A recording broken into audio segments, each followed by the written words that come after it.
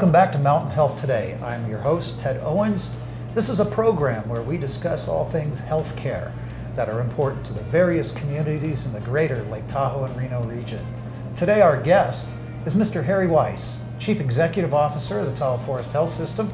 Harry, welcome. Thank you for coming back. Happy to be here, Ted. Last time you were with us, we talked about many things, kind of a historical view of the Tahoe Forest Health System and how it grew with the region and the growth of the Lake Tahoe area.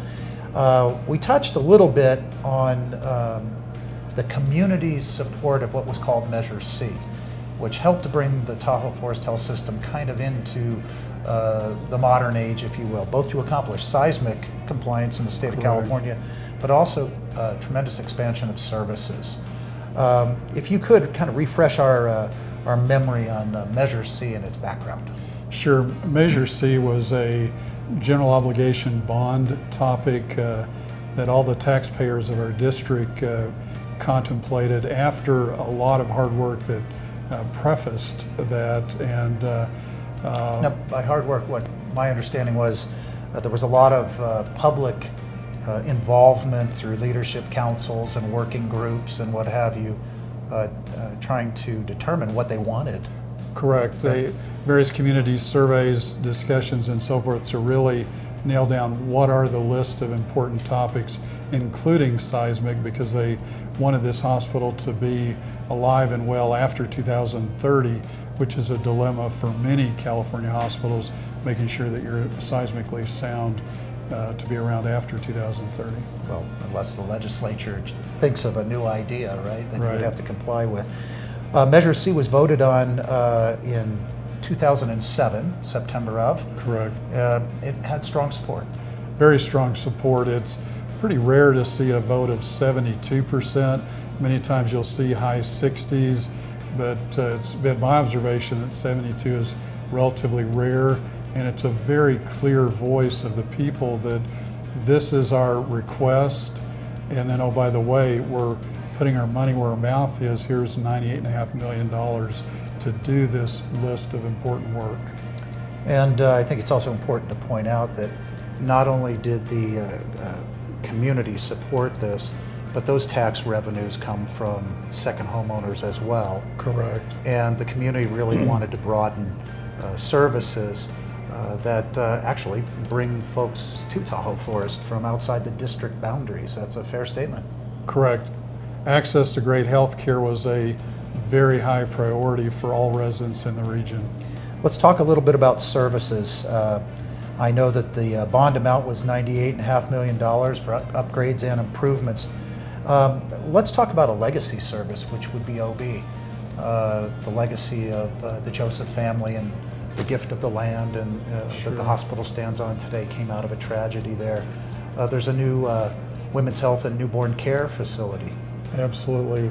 It's a beautiful new facility just about to be available to the public, and features great labor rooms, great delivery rooms, its own dedicated cesarean section room, just beautiful furnishings and finishes, and just something we can really honor all the moms and little babies that are born for the future. And it is named after the Joseph family. Absolutely, Joseph Family Women and Newborn Center. Share with us a little bit about the affiliation that the healthcare district has with UC Davis. It's a rural center of excellence. What's the importance of that affiliation with the delivery of healthcare where we are?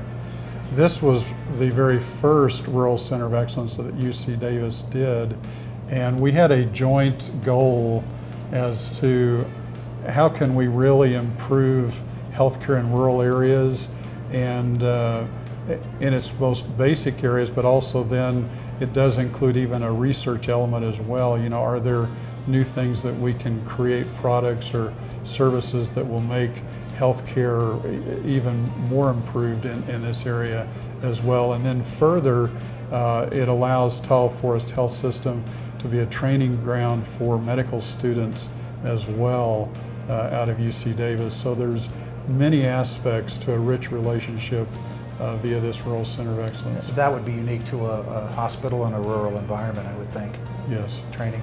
absolutely.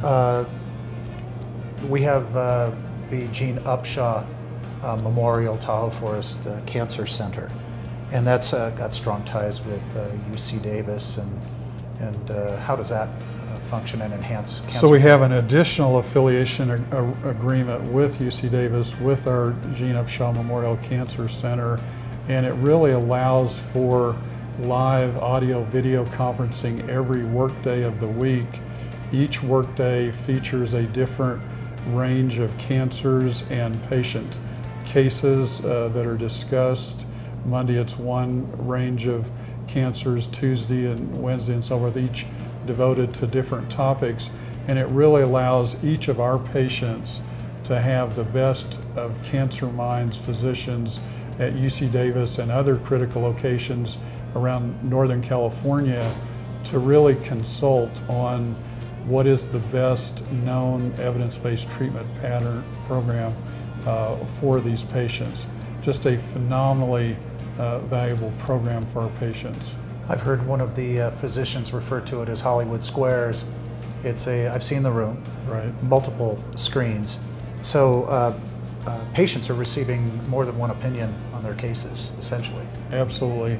And the goal is to really coalesce it down to what is the consolidated opinion for a best evidence-based treatment pattern. We'll come back to that in just a moment. You're watching Mountain Health Today. I'm Ted Owens, and our guest is Mr. Harry Weiss, CEO of the Tahoe Forest Health System. We'll be back in just a moment.